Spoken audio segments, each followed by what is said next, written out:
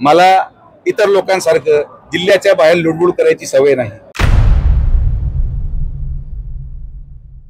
मी आवर्जून या सगळ्या देशाच्या आणि राष्ट्राच्या आणि महाराष्ट्राच्या पुढाऱ्यांना सांगतो की जे जिल्ह्यात पण महाराष्ट्राचं पुढारी व्हायला इच्छा ठेवतात, बाबांनो पहिला आपल्या तालुक्यात तुमची काय परिस्थिती त्याचा अभ्यास करा।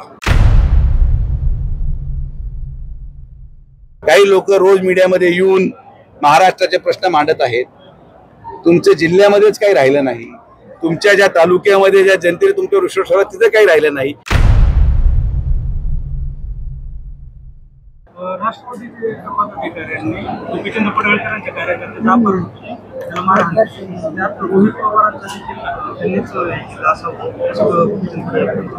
आता ज्या गोष्टी पोलीस चौकशी अधीन आहेत, पोलीस चौकशी अधीन राहून या सगळ्या गोष्टी केल्या जातील।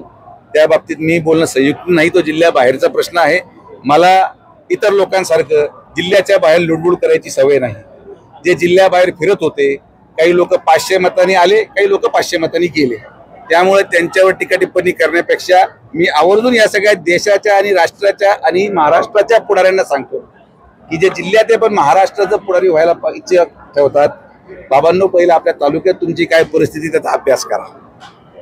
काही लोक रोज मीडियामध्ये येऊन महाराष्ट्राचे प्रश्न मांडत आहेत, तुमच्या जिल्ह्यामध्येच काही राहिलं नाही, तुमच्या ज्या तालुक्यामध्ये ज्या जनतेने तुमच्यावर विश्वास ठेवला तिथे काही राहिलं नाही, तिथून सुरुवात करा। ग्रामपंचायतीचे प्रश्न मांडा, पाण्याचे प्रश्न मांडा, ते बाजूला ठेवून महाराष्ट्र आणि ट्रम्पवर आणि अमेरिकेवर चर्चा करतात, हेच हास्यास्पद आहे। पण ठीक आहे, काही हरकत नाही, त्यांनी ट्रम्प आणि अमेरिकेची चर्चा करावी।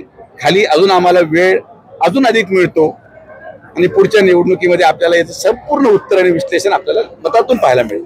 सोशल मीडियाच्या भाऊ गर्दीत विश्वासार्हतेने चकाकणारे नाव म्हणजे लेट्सअप मराठी।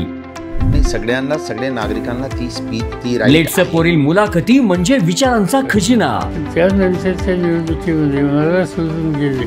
बातम्या केवळ वस्तुस्थिती सांगणाऱ्या, न प्रोपगंडा, फक्त जनतेचा अजेंडा। क्योंकि आने वाला कल जाने वाला है, जाने वाला कल आने वाला है। राजकारण, मनोरंजन असो की क्रीडा क्षेत्र, महाराष्ट्राची स्पंदने संवेदनशीलतेने टिपणारे माध्यम म्हणजे लेट्सअप मराठी। जगासोबत एक पाऊल पुढे राहण्यासाठी लेट्सअपचे ॲप, सोशल मीडिया आणि वेबसाईट सोबत कनेक्टेड रहा।